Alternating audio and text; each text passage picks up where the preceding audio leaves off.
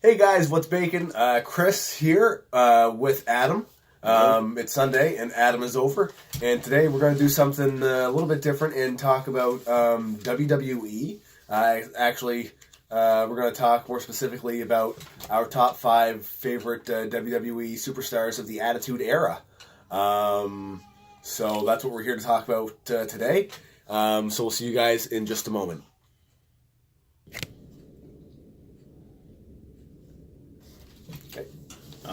My first selection is Rikishi. I liked Rikishi. When he first started, he was a face with Scotty 2 Hotty, Grandmaster Sexay, and he always used his butt. Basically, his big butt's what was getting him over. I didn't like that because he has so much great talent. But when he turned heel, when he ran over Stone Cold Steve Austin there, I don't know if you remember that. Stone Cold got run over, and it was like we were forever finding out who it was. And it was Rikishi. It was Rikishi. And I love that when he turned heel, and because he went on pay-per-views. He made an event against Triple H, Stone Cold, The Rock, Undertaker, Kane, Jericho. He had a lot of feuds going. So personally, I think he did better as a heel than as a face. He even won the Intercontinental title as a heel. Oh man, I totally forgot about that. That was one of the best storylines from that era. Yes. I agree. Rikishi definitely made out better as a heel. I personally preferred his character more as a face, just because I enjoyed the dancing and the stink face and stuff. But it definitely was better for his career being a heel. Definitely. And that entrance music he had, I'm just a bad man. Yeah. It's pretty cool. Oh, yeah, that was good. I forgot about that. Awesome. Good pick, man. There you go. Who's your first pick? My first pick is going to be Rhino. I'm stumbling a little bit here because I'm going to show you guys something. What? Oh yeah, Rikishi was one of my picks, Sorry. but I did no. It's okay. I had another one to replace him, but I'm going to start with Rhino. He was another one I didn't really think of, but I always loved Rhino, and I'm not really sure if he was a heel or a face most of the time. Yeah, he kept flipping back. It was kind of back and forth. I think it almost was like an ECW thing. It was like people flipping back and forth, the face and the heel really fast. He never really made it anywheres, but he could gore the hell out of people. Like, there's not many people I've seen that had that explosiveness. Oh, I know, and the speed he did it with was awesome. He held the Intercontinental title, maybe, or United States. United States, cool. And former hardcore champion. Yep, right on. And me and Adam used to play in WWE PlayStation tournaments when we were in high school, and we would each choose a character, and that was your set character for life, basically. And my character was Rhino. So Rhino's held more than 2 titles. Yeah, I think more that way. Yes, he has. Okay, so what's your next pick? Well, my next pick, believe it or not, I don't know if you can see it here, but it was Rhino. He's the second pick there. Coming back there from that Rikishi fan. I agree with you. Rhino was amazing talent that never really got used much, but I like seeing him back here now, but he's more like a comedy gimmick, which I don't like. That's a shame. I know. He could do so much more. And he's been around for so long that the fact that they just kind of make him into a comical thing is just, I don't know, it's disrespectful. I know. But I had a backup plan. Okay. Since you took Rhino, here's one that you probably never remember. Big Boss Man. When he came back as a member of Vince McMahon's corporation there, we had the little nightstick going on there, the waterproof vest and all those stuff in there. He had news like the powder and stuff. Uh-huh. And then the shades. It was awesome seeing him back as a heel. And he's one of the members of the corporation that actually stayed. Like, he never went to other groups and that. He always was in the corporation. Hey, he's a former, I think, 3-time hardcore champion, and he was great in hardcore matches. You know what? I remember Big Boss Man, and I have a very vivid picture of him, and I can picture him in the WWF, but I can't picture any matches or ever watching any of his matches. I have no recollection of Big Boss Man wrestling. Check out his hardcore matches with Road Dogg. They're just amazing to see, and Al Snow too. I'll have to take a look and check them out. So my replacement pick for Rikishi was Kane. Kane, yeah. He was just, I don't know, he was another character who didn't really get pushed all the time. He didn't always get the bumps that he deserved. No, maybe just a couple of times. But the Big Red Machine He was a scary dude. He was definitely a better heel. Oh, better than... Oh, yes. I feel like whenever he was a face, they kind of made him into some comic relief sometimes, too. Yeah. Like when he was with RVD. Yes, that, or when he teamed up with Hulk Hogan and The Rock there in a 6-man tag, and they made him sound like, what you gonna do when the Canaanites come after you? Yeah, he did his Hogan impersonation. Yes, it was bad. awful. Yeah, he was definitely a lot more intimidating and a lot more of a force to be reckoned with when he was a heel. I remember the 2001 Royal Rumble when he was a heel. He eliminated 11 people and had that record for many years till Roman Reigns broke the record. But wow. That was just when he was a heel. Like, to me as a heel, like, he did a lot more and was used a lot better, like you said. Just think when he first come to the WWE, was he a heel when he first arrived? Oh, yeah, because he feuded with The Undertaker. And The Undertaker was a face at the time, yeah. Okay, so, like, even looking back to then, he was better as a heel then, even. He was. My next pick, he did a lot, like, he benefited a lot as a face in a heel, and that's Test. And that big boot he had was awesome. Like, the man that size to hit you with that running big boot, you were done the rest of that match. Is there anybody around now that has a big boot for a finisher? No. Or that was it? He laid some people out with that. Yes. That's wicked. What was his big match? Oh, he never really had a big match. But I feel like he had a big match with Shane McMahon or something. Oh, yes. When he was going out with Steph McMahon and Vince and Shane put him through a lot of matches, a challenge to see if he's the right man to date his daughter, Vince's daughter. And that feud he had with Shane, the Main Street Posse, that hardcore match was awesome. And he benefited a lot as a face in the heel. Like, he's a former European champion, Intercontinental champion. He even held the tag team titles twice, like with Booker T. Old Booker. Yeah, yes. Booker almost made my list. I might mention he was close. Almost. He did not. Shame. So my next pick is the APA. I picked the tag team, or the Acolytes Protection Agency.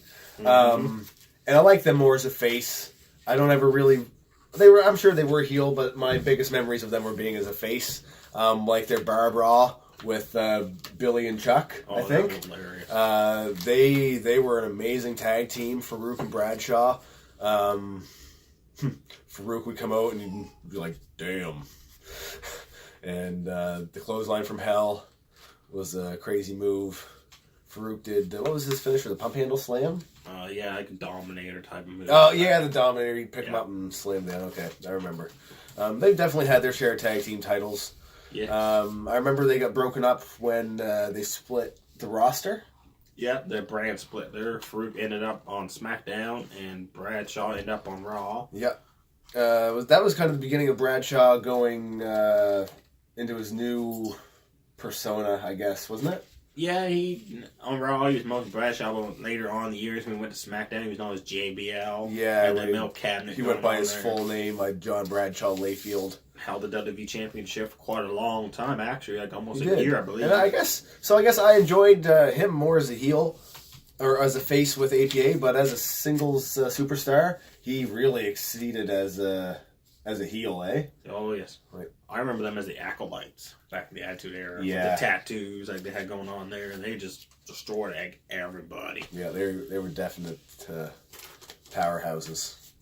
Well, I had Kane on my list, too. I don't believe it or not, but I had backup. They're actually a tag team, too. Edge and Christian.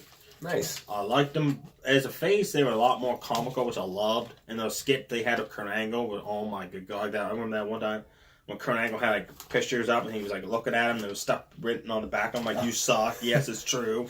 Love that. They were a great tag team.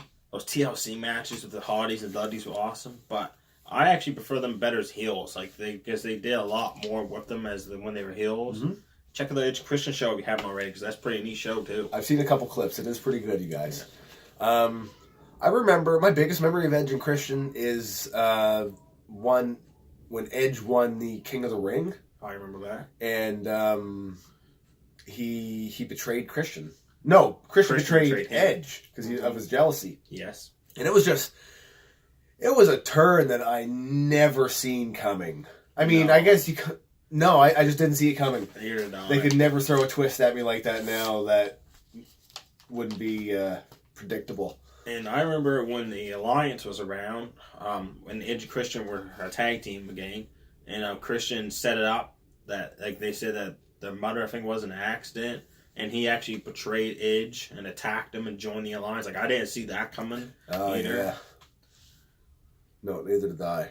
Yeah, and then Christian's just going on having tantrums in the ring. I remember that. Yeah, he literally would just throw temper tantrums when he'd get on his hands and on his belly and just kick his legs and arms. Yes, he looked like a big baby. I'm sorry. But yeah, that was not a good direction for them to take him in. No, it wasn't. Yeah, Edge went on to be like world heavyweight champion and stuff, and Christian took temper tantrums. Yeah, it's a shame too because he was such a great talent. He was. So my next pick is The Rock. I don't think anybody that knows me is going to be surprised that The Rock is on my top list. I knew he was. And I definitely liked The Rock more as a face. I still liked The Rock when he was a heel. Yeah. There was never a time growing up where I ever strayed from being a fan of The Rock. No, I was a fan of The Rock too. I remember the Rock concerts he had. That was awesome. Yep. And the People's Elbow. It was just... That was the most electrifying move in all of sports entertainment. And he sold it. He made it believable. He did. And it was just an elbow drop. And he's done great as a movie actor now. And that. Yep. I like to see him back in the ring again. Just like one more match or something like that against... After the rubber match with John Cena, because they're tied in 1 win each. They gotta have that rubber match. That would be nice to see him come back. I mean, there are other people who act and come back, but I guess nobody acts as consistently as The Rock does now. Like he's just a movie star at this point. Very soon, kids growing up are gonna have no clue that Dwayne Johnson was in WWE. Yes. Right? Like they're gonna remember more like Fast and Furious. That's right. Like Malcolm, when he's bigger, he's probably not gonna have a clue that The Rock was in WWE unless I show it to him. Yeah. But yeah, he was my pick. Definitely favored him as a babyface. Yes. My last pick is Mick Foley. He almost made my list. I'm going to tell you guys, we didn't consult lists. We did not. So this is totally random that all our picks are spot on or this close. It's cool. We just grew up together watching the same stuff. So this is just how close our opinions were. Yeah. So Mick Foley. Yes, Mick Foley. Even those three personas, do love Cactus Jack, Mankind. As a face, amazing. As a heel, he was still amazing. He did a lot for that company. That Hell in a Cell match with the Undertaker, where he got hurt and had that tongue sticking out. Yeah, his teeth went through his lips and everything. Like he put himself through more than most for the WWF. That's for sure. And they rewarded him with the WWE title a couple times, which I liked. Yeah, he did. I feel like he's almost underrated. He is. He's totally underrated. And he's gone on to do other stuff. Like he's had a lot of successful books. And now he's more like a comedy guy. He's doing like comedy like tours now. Oh, okay. He's trying that out. Oh, that's interesting. I'd like to see that. And I love Mankind. Mick Foley, when he retired from in the ring there, and he came back as the commissioner in 2001. Yes. I love that. That was awesome. And every week, his office would be like the janitor's closet or on the back of a golf cart. Like you didn't know where it was going. I forgot about that. It was just... It was awesome. Oh, man.